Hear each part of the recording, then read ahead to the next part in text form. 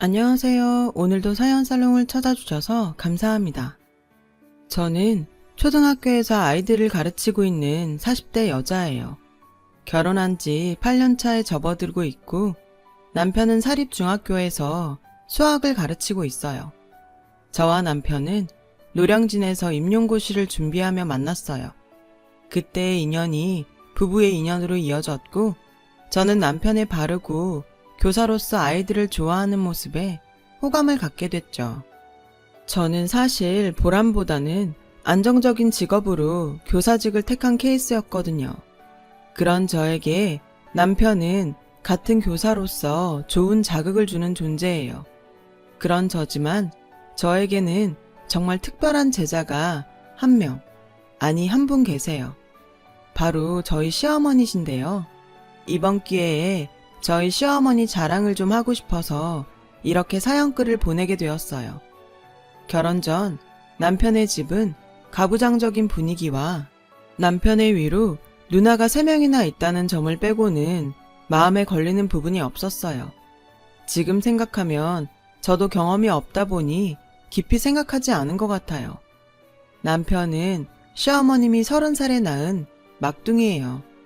누나들은 그런 남편을 마치 자기 아들처럼 생각했고 집안의 장손이라며 뭐든 남편을 1순위로 생각했어요. 문제는 바로 제가 신혼여행을 다녀온 날 저녁부터 시작됐어요. 저녁때가 다 돼서 시댁에 도착한 저는 거실에 차려놓은 음식상을 보고 조금 이상하다고 생각했어요. 거실에 밥상이 2개 놓여 있었는데 크기가 한눈에 봐도 차이가 났거든요. 그리고 그 밥상 크기만큼 상차림도 차이가 나는 것 같았어요. 저는 조금 이상하다고 생각했지만 별 생각 없이 남편을 따라 큰 상 옆에 자리를 잡고 앉았는데 글쎄 저에게 시아버지는 어허 여자는 저쪽 하며 저에게 손으로 작은 상으로 가라고 손가락질을 하시는 게 아니겠어요? 저는 당황해서 눈만 깜빡깜빡했어요. 그러자 남편의 누나들이 저에게 오라며 손짓을 했고 저는 황당하고 어이가 없었지만 신혼여행 다녀온 지 얼마 안 된 탓에 문제 삼지 말자고 생각하며 작은 상으로 갔어요. 그렇게 형님들의 남편들과 시아버지 그리고 저희 남편은 큰 상에 저와 형님들 그리고 시어머니는 작은 상에 앉아 식사를 시작했어요. 그런데 식사를 막 시작하려고 할 무렵 어이 동치미 없나? 어이 이것 좀 더 가져와. 어이 시아버지는 계속해서 자신의 부인인 시어머니를 어이라고 부르며 이것저것을 시키셨어요. 저는 보다 못해 시어머니를 돕기 위해 일어났고 그런 저에게 시아버지는 거기 숭늉 좀 가져와 라고 너무나도 자연스럽게 저를 거기라고 부르시지 뭐예요. 아무리 제가 아랫사람이지만 사람을 그렇게 종부리듯 어이 거기 라고 부르다니 저는 이건 아니다 싶었어요. 그런데 제가 더 참지 못하는 상황은 그 다음에 일어났어요.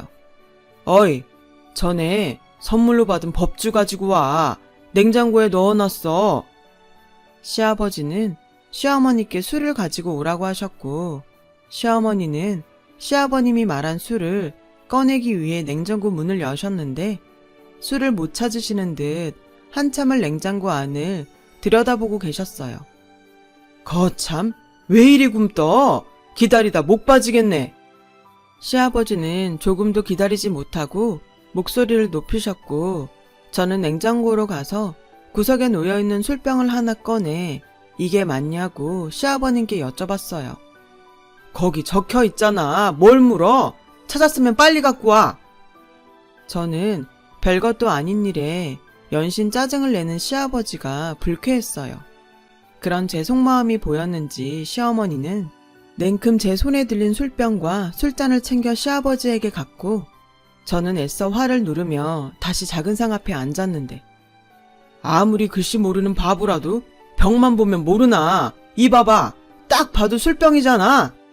저는 제 귀를 의심했어요. 자기 아내를 면전에 두고 그것도 이제 막 시집온 며느리와 사위들이 있는 자리에서 저렇게 대놓고 면박을 주다니. 시아버지의 태도에 앞으로의 결혼 생활이 걱정되더라고요. 그때였어요. 아빠는 창피하게 굳이 왜 그걸 말해? 그러니까 쪽팔려. 조용히 해. 못 들었을 수도 있잖아. 못 들었다니. 저는 형님 3명의 목소리를 또렷이 들었고 잔뜩 구박을 받고 자리로 돌아오신 시어머니는 다른 식구들 보기 민망하셨는지 밥이 아직 많이 남았는데 배가 부르다며 당신이 먹은 것들을 치우셨어요. 그 모습에 저는 돌아가신 친정 엄마가 생각이 났고 감정이입이 돼서 마음이 불편했어요. 저희 친정 엄마도 친할머니에게 그렇게 못 배웠다고 무식하다고 식구들 앞에서 구박을 당하시곤 했거든요. 엄마는 그럴 때마다 가족들 몰래 숨어서 우시곤 했는데 그 모습을 보고 자란 저는 시어머니의 그런 모습이 남의 일 같지 않았어요. 그날의 불쾌하고 황당한 일은 그게 끝이 아니었죠. 분위기도 좋지 않은 가운데 전혀 개의치 않은 시아버지는 사위와 남편에게 술을 따라주며 저에게 들으라는 듯 일장연설을 시작하셨어요. 나는 세상에 아무리 남녀 평등이라고 해도 남자가 할 일이 있고 여자가 할 일이 분명히 있다고 생각한다. 그러니 니 처 위한다고 남자가 부엌이나 들락거리고 꼴사나운 짓 하지 마라. 자네들도 마찬가지야. 나는 내 딸이라고 다르게 생각하지 않아. 여자는 여자, 남자는 남자. 알아들었지? 시아버지는 분명 남편과 사위에게 하는 소리였지만 어쩐지 저는 그게 저 들으라고 일부러 그러시는 것만 같았어요. 그리고 마치 그렇게 하기로 한 것처럼 형님들이 저에게 돌아가며 이야기를 하는데 정말 웃기지도 않지 뭐예요. 울케, 나는 같은 여자지만 그래도 가장이 중요하다고 생각해. 요즘 애들은 무슨 남편이 집 어슴인 줄 알고 막 부리는데 그건 아니지. 안 그래? 그래. 지 얼굴에 침 뱉는 건지도 모르고 그러는 거 보면 정말 한심하다니까. 우리 올케는 절대 안 그럴 거지? 그치? 그 소리를 들으니 속에서 스스로 자기 자신을 깎아내리고 행복하시냐고 물어보고 싶었어요. 저는 일부러 형님들 말에 대답하지 않고 일어나 주방에 있는 시어머니를 도우러 갔어요. 그런 제 모습에 형님들은 마음에 들지 않았는지 연신 제 쪽을 쏘아보듯 보더라고요. 어머니, 제가 설거지 할게요. 됐다. 너 가서 더 먹어. 다 먹었어요. 그리고 설거지 많으니까 같이 해요. 같이 하면 금방 끝나잖아요. 시어머니는 제가 살갑게 다가가자 은근 좋아하시는 눈치셨어요. 딸이 3이나 있는데 그 딸들은 전혀 엄마한테 살갑게 굴지 않았고 저는 그런 시어머니가 측은하게 느껴졌죠. 그렇게 심신이 고단한 자리가 끝나고 신혼집으로 돌아가려고 할 때였어요. 시어머니는 저에게 아이들 가르치려면 목을 많이 사용할 것 같아 담갔다며 당신께서 직접 만든 도라지청을 주셨고 저는 집에 돌아와 유리병에 붙어있는 도라지청이란 글씨를 유심히 봤어요. 결혼 전 남편한테서 시어머니가 글자를 잘 모르신다는 말을 들었거든요. 한 글자 한 글자 정성스럽게 그리신 듯한 그 글씨체가 어쩐지 저는 좋았어요. 아까부터 계속 뭘 보고 있어? 어머니 글씨. 아까 집에 오면서 생각했는데 내가 어머니 글씨 가르쳐 드릴까? 나도 전에 한번 그려볼까 하고 시도했었는데 엄마가 평생 공부를 안 해보셔서 어려워하시더라고.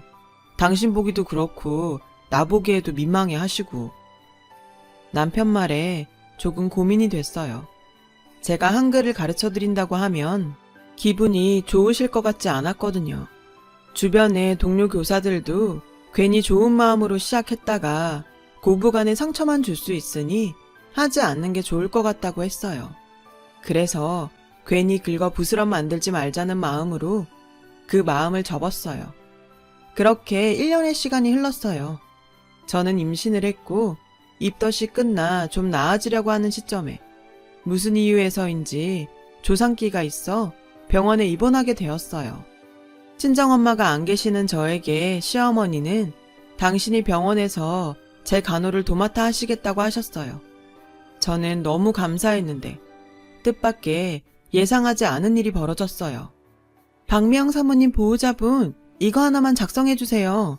라며 간호사 한 분이 저희 시어머니에게 서류 한 장을 건네셨고, 그 순간 저희 시어머니는 당황한 기색이 역력했어요. 저는 재빨리 제가 적겠다고 달라고 말하려고 했는데, 소식을 듣고 큰형님이 병실로 왔고, 시어머니는 마치 구세주를 만난 것처럼 큰형님에게 네가 이거 좀 써라 라고 서류를 냉큼 넘기셨어요. 그리고는 민망하다는 듯 음료수를 사오겠다고 병실을 나가셨는데, 제가 자고 있다고 생각했는지 아님 아무 생각이 없는 건지 큰형님은 진짜 내가 창피해서 살 수가 없네. 병원에서 까막눈이라고 소문낼 일 있어? 이럴 거면서 뭐하러 병원에 있겠다고? 무식하면 용감하다더니 하고 서슴없이 말했고, 시어머니는 지갑을 두고 갔다며 들어와서 그 이야기를 다 듣고 말았어요. 딸 눈치를 보며 지갑을 다시 갖고 나가는 시어머니를 보니 저는 마치 며느리가 아닌 딸처럼 기분이 상했고, 정작 자기가 딸이면서 저렇게 자기 엄마를 무시하는 형님의 태도가 정말 이해가 가지 않았어요. 어떻게 자기 엄마한테 저렇게 할 수가 있을까? 소름이 다 돋더라고요. 그리고 그날 저녁 병원으로 와 시어머니와 교대한 남편에게 낮에 있었던 일을 이야기했고, 저는 남편에게서 정말 기가 막힌 시어머니의 사연을 듣게 되었어요. 시어머니는 원래 시댁의 식모로 일을 하셨대요. 그것도 지금은 상상할 수 없는 9살의 나이로요. 시어머니의 집이 너무나도 가난해 굶어 죽는 것보다 남의 집 식모살이라도 하면서 끼니라도 해결하라고 시어머니의 아버지는 그렇게 자신의 딸을 남의 집 식모로 보내신 거예요. 손이 귀한 시댁은 자식이라곤 시아버지 혼자밖에 없었고, 워낙에 귀하게 오냐오냐 자란 탓에 남자로 태어난 게 무슨 벼슬이라도 되는 듯 그렇게 항상 기고만장하게 사셨다고 하더라고요. 시어머니는 학교에 가고 싶었지만 식모인 처지라 갈 수 없었고, 공부를 하고 싶었지만 이른 아침부터 밤 늦게까지 일만 하는 통에 그럴 기회가 없으셨던 것 같아요. 그렇게 시어머니는 시댁에서 식모로 10대와 20대를 보냈고, 그 무렵 장가를 간 시아버지는 첫째 부인이 계속해서 아들을 낳지 못하고 딸만 낳자 자신의 어머니와 합세해 부인을 내쫓다시피 하셨대요. 그리고 시아버지는 돈을 벌어 오겠다며 사우디로 떠나셨고, 한순간에 양쪽 부모가 모두 사라진 형님 셋을 시어머니는 거의 자기 자식처럼 무려 10년 동안 돌보셨다는데, 사우디에서 제법 돈을 벌어오신 시아버지는 훌쩍 큰 딸과 그런 딸을 돌본 시어머니를 보고 마음이 동했나 봐요. 하지만 남편의 할머니는 식모인 시어머니를 며느리로 인정하지 않았다고 해요. 시어머니의 머리를 가위로 죄다 잘라버리시며 결혼을 열렬히 반대했지만, 그 난리통에도 시어머니는 남편을 임신해 낳았다는데, 낳은 아이가 아들이자 할머니는 어쩔 수 없이 울며 겨자 먹기로 결혼을 시키신 거죠. 당신 눈에 흙이 들어가기 전에는 절대 안 된다고 하시던 남편의 할머니는 결국엔 당신 화를 이기지 못해 화병으로 세상을 떠나셨어요. 그 뒤로 좀 편안해질까 싶었더니 돌연 자신의 남편이, 그러니까 시아버님이 더 정신적으로 괴롭히며 지금에 이르렀다고 하는 소리를 듣게 됐어요. 요즘 같은 세상에선 도저히 있을 수 없는 이야기에 저는 시어머니의 인생이 너무 가여워서 눈물이 나오더라고요. 그래서 다음날 병실로 온 시어머니의 손을 꼭 잡고 간밤에 결심한 이야기를 꺼냈어요. 어머니, 저 부탁이 하나 있어요. 그래, 뭐든 말해봐. 뭔데? 저랑 같이 글자 공부해 주시면 안 돼요? 뭐? 무슨 뚱딴지 같은 소리야. 저 기훈 씨한테 다 들었어요. 저 정말 아버님도 그렇고 형님들도 그렇고 어머니 무시하는 거 더는 보기 싫어요. 걔가 괜한 소리를 다 했구나. 하루 이틀도 아니고, 그리고 내 나이가 몇인데. 됐다. 그러지 말고요, 어머니. 해요. 네? 내가 이건 정말 처음 하는 소린데 나도 해보려고 했어. 근데 머리가 굳어서 안 되는 걸 어쩌냐. 내가 평생 공부라는 걸 해봤어야지. 어머니, 그래서 선생님이 있는 거예요. 이렇게 선생 며느리가 있는데 뭐가 걱정이세요? 제가 아주 쉽게 가르쳐 드릴 테니까 어머니 우리 해봐요. 네? 아유, 됐어. 이 나이 먹고 창피하게 무슨 글 공부야. 어머니는 한사코 됐다고 거절하셨어요. 하지만 끝내 제 부탁에 딱 한 달만 해보시기로 약속을 하게 되었어요. 저는 병원에 있는 동안 거의 시어머니와 1대1로부터 자음 모음을 익히고 낱말과 문장을 만들며 공부했어요. 제가 퇴원을 하고 나서도 늘 저희 집에 오셔서 1시간에서 2시간은 저와 공부를 계속하셨고, 그렇게 약속한 한 달이 지나자 어머니는 간단한 글씨를 읽고 쓰실 수 있게 되더라고요. 어머, 진짜 신통방통하다. 그동안 모르고 지나갔던 간판 글씨가 정말 거짓말처럼 읽히는 거야. 마치 안 보이던 게 보이는 것 같은 기분이 드는 게. 그래서 사람들이 글씨 모르면 까막눈이라고 하는가 보다. 그거 봐요, 어머니. 이렇게 금방 하실 수 있잖아요. 우리 어머니 가만 보니까 머리도 엄청 좋으셔. 여기서 더 열심히 하면 글씨는 뭐 다 읽고 쓰시겠는데요? 정말? 네가 보기에 나 정말 할 수 있을까? 당연하죠, 어머니. 어머니 같은 머리면 검정고시 공부도 거뜬히 하실 수 있어요. 검정고시? 그 졸업장 같은 시험? 네, 요즘은 검정고시로 고등학교 졸업과정까지 다 할 수 있어요. 학교를 다니지 못해 늘 한이었던 시어머니는 제가 말한 검정고시라는 말에 가슴이 뛰는 것 같다고 하셨어요. 예전엔 그저 남들처럼 글만 좀 읽고 쓰면 좋겠다고 생각했는데 학력을 가질 수 있다는 말에 시어머니의 눈가의 주름 옆으로 초롱초롱한 눈빛이 보였어요. 그 후 저희 시어머니는 처음으로 공부다운 공부를 시작하셨어요. 그리고 공부에 완전히 빠지셨고 어릴 때 배우고 싶었지만 못 배운 서름을 폭발하듯 밤이면 돋보기를 끼시고 눈이 빠지게 검정고시 공부를 하셨죠. 그 사실은 시어머니의 부탁으로 시아버지와 형님들에게 비밀로 하셨는데 그 이유는 설명하지 않으셔도 대충 알 것 같아 여쭤보지 않았어요. 그렇게 저는 출산을, 시어머니는 검정고시를 치렀고 저는 처음 겪는 출산의 고통에, 그리고 무사히 아이를 낳았다는 안도감에 엉엉 울고, 시어머니는 난생 처음 시험에서 합격을 하셔서 서로 껴안고 엉엉 울었어요. 서로 잘했다, 장하다 하면서요. 시아버지와 형님 셋은 이게 다 무슨 광경인가 싶어서 어리둥절한 눈치셨죠. 시아버님은 제가 낳은 아기가 아들이라는 것에 기뻐하시며 저에게 처음으로 100만 원이라는 용돈을 손에 쥐어주시더군요. 그러면서 네가 둘째도 한씨 집안 아들을 낳으면 내가 그땐 너한테 500만 원 주마. 이러시는 거예요. 이게 지금 갓 출산한 며느리에게 할 소린가요?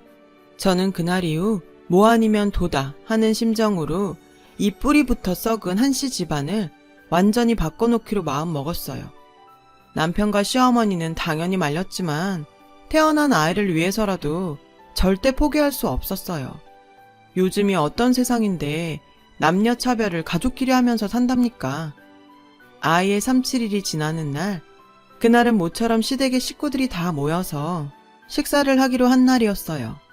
저는 이때다 싶어 그 문제의 밥상 문화부터 어떻게든 바꿔야겠다고 생각했어요.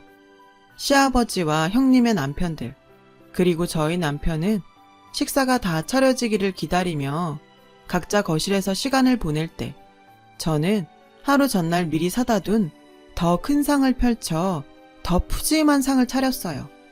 이왕 크기로 차이가 날 바엔 더 큰 상에 더 잘 차려놓고 먹자 하는 심상이었죠. 어이, 상 새로 샀어? 괜히 쓸데없이 그런데 돈을 쓰고 그래? 아버님, 이거 저희들 상이에요. 매번 좁은 상에서 먹는 게 불편해서 제가 큰 거로 샀어요. 뭐? 아무리 그래도 그렇지. 남자 상보다 더 큰 상을 사면 어떡해? 됐고, 어이, 상 바꿔. 싫어요. 이거 제가 여기서 먹으려고 일부러 산 거예요. 어디 며느리가 시아버지 앞에서 싫다는 소리를 해? 저도 사람인데 싫고 좋고가 있죠. 아버님도 싫은 건 싫다고 하시잖아요. 아니면 이상으로 다 같이 드시는 건 어때요? 충분할 것 같은데. 어디서 남녀가 겸상을? 됐다. 난 밥 안 먹을 테니 니들끼리 알아서 해라. 시아버지는 얼굴이 빨갛게 달아올라서는 방으로 들어가셨어요. 그 모습에 형님 셋은 일제히 저를 쏘아보며 원망 섞인 말을 해대는 거 있죠. 울케, 왜 괜한 짓을 해서 집안 분위기를 흐려놔? 나는 작은 상에 먹어도 상관없어. 학교 선생이나 돼서는 어른들한테 그렇게 하라고 배웠어? 형님들은 그렇게 말하곤 자기네들도 밥을 먹지 않겠다며 소파로 가서 앉았어요. 저는 속으로 자기들은 집에서 남편 밥상 자기 밥상 따로 차려 먹나? 왜 여기에서만 유독 그런 걸 고집하는 거야? 라고 생각하며 아랑곳하지 않고 상을 차렸죠. 그때였어요. 방에 들어가신 시아버님이 자기 분을 못 이겨 나오셔서 제가 사온 상을 엎으셨어요. 이게 다 당신이 무식해서 그런 거야. 아무리 선생님은 뭐해? 시어머니가 까막눈에 눈치도 없어서 가르치질 못하는데. 어찌나 소리를 빽빽 지르시던지 저희 아이는 자다가 깨서 놀라 울음을 터뜨렸고 저는 계속해서 폭력적인 말을 쏟아내는 시아버지를 오늘은 도저히 참을 수 없어 한 소리 하려고 했어요. 그 찰나에 시어머니는 당신이 차리던 상을 시아버지처럼 똑같이 엎어버리시더라고요. 이 사람이 돌았나? 왜? 엎으려면 똑같이 엎어야지. 왜 그 상만 엎어요? 안 먹는다고 했으니 상관없겠네 뭐. 뭐야, 이 무식한 여편네가? 나 당신이랑 더는 안 살래요. 우리 이혼해요. 뭐? 이혼? 웃기지도 않아. 그래, 이혼 서류 갖다 주면 쓸 수는 있어? 어디 까막눈 주제에 데리고 살아주면 고마운 줄 알아야지. 이혼? 이혼 같은 소리 하네. 시어머니는 비아냥거리는 시아버지에게 싱크대 서랍에서 정말로 이혼 서류를 가지고 나오셨어요. 그리고 보란듯이 그 자리에서 자기 몫의 빈칸을 채워 나가시는데 그 모습을 본 시아버지와 형님들은 깜짝 놀라 입을 다물지 못했어요. 그리고 정신을 차린 시아버지는 시어머니가 쓰고 있는 이혼 서류를 빼서 들고 종이를 북북 찢으셨는데 이럴 줄 알았다는 듯 방에 들어가시더니 뭔가 보자기에 쌓인 것을 가지고 나오셨어요. 이혼 서류가 한 뭉치 있더라고요. 시어머니는 한눈에도 많아 보이는 이혼 서류들에 연신 빈칸을 채워 나가셨어요. 반복적으로 종이를 찢어버리시는 시아버지와 계속해서 새로운 이혼 서류에 빈칸을 채우시는 시어머니. 시아버지는 이내 지쳐 그 자리에 털썩 주저앉으셨고 연신 꾹꾹 눌러 이혼 서류를 작성하는 시어머니를 황당한 얼굴로 쳐다보셨어요. 내가 정말 당신과 헤어지고 싶을 때마다 모아놓은 이혼 서류예요. 당신 말대로 내가 까막눈이어서 이거 하나를 못 썼어요. 이게 뭐라고. 나는 뭐 당신이 기라면 기고 당신이 죽으라면 죽으라고 하는 사람이에요. 어릴 때 식모로 들어왔으니 함부로 대해도 되는 거예요. 나도 이제 당신 같은 남편 필요 없어요. 그리고 니들, 나는 적어도 너희들을 진짜 내 딸로 생각했어. 그런데 니네들은 한 번도 날 진짜 엄마라고 생각하지 않더라. 지 아버지 따라 못된 것만 배워서 앞으로 니네들끼리 잘 먹고 잘 살아. 내가 이놈의 집구석 얼마나 잘 사나 두고 볼 거야. 민영아 가자. 그거 너 치울 거 없다. 여기 있는 이기적이고 무식한 것들이 치우겠지. 시어머니는 그 길로 짐을 싸서 집을 나오셨어요. 저야 당연히 시어머니 편이니 시어머니를 따라 나왔죠. 그 후 시어머니는 시아버지 보란듯이 이혼 소송을 통해서 위자료까지 두둑히 챙기며 황혼 이혼에 성공하셨어요. 남편은 굳이 이혼까지 하셔야 하냐며 시어머니를 말렸지만 저는 시어머니의 선택을 지지했어요.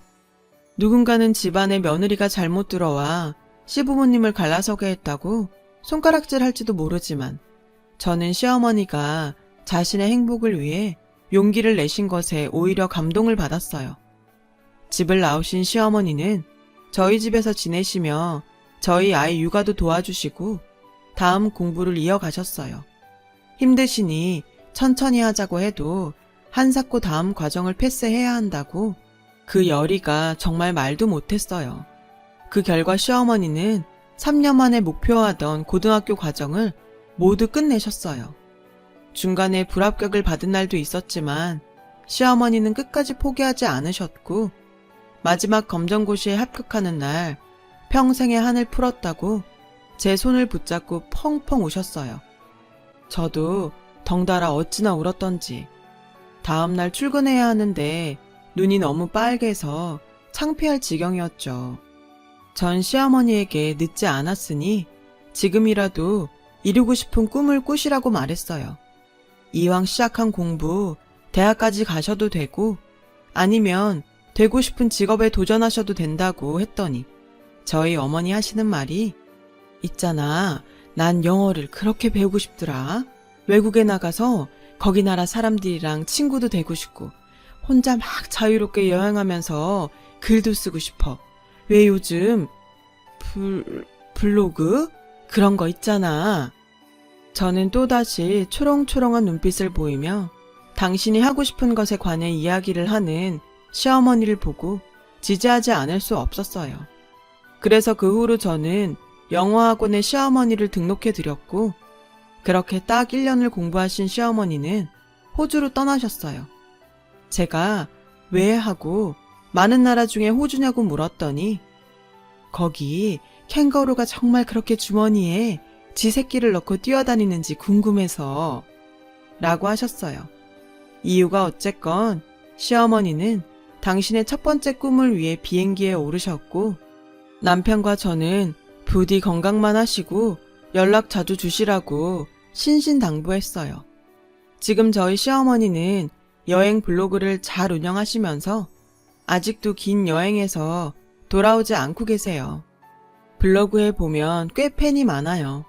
거기 사진이며 글솜씨까지 정말 이젠 제가 거꾸로 시어머니에게 컴퓨터 활용 능력을 배워야 할 판이에요. 저는 저희 시어머니를 보며 나이는 정말 숫자에 불과하구나. 꿈을 꾸는 사람이 이루는 거구나 하는 진리를 다시금 깨달아요. 아, 그리고 얼마 전 저희 시아버지는 가지고 계시던 당뇨와 고혈압, 고지혈증 등등의 지병으로 남은 재산을 털어 요양원에 자진해서 입소하셨어요. 시어머니가 집을 나가고 형님들도 발길을 뚝 끊었고 결국 외롭게 당신의 말년을 요양원에서 보내시는 시아버지를 보면 정말 사람은 마음보를 착하게 먹어야 한다는 생각을 하게 되네요. 부디 저희 아들은 할아버지를 닮지 말고 할머니를 닮길 바라며 지금까지 저의 긴 이야기 들어주셔서 감사합니다. 여러분 모두 행복한 꽃길만 걸으세요. 여러분, 사연 댓글에 응원과 현명한 조언 부탁드려요. 좋아요와 구독은 저에게 큰 힘이 됩니다. 오늘도 좋은 일 가득하세요.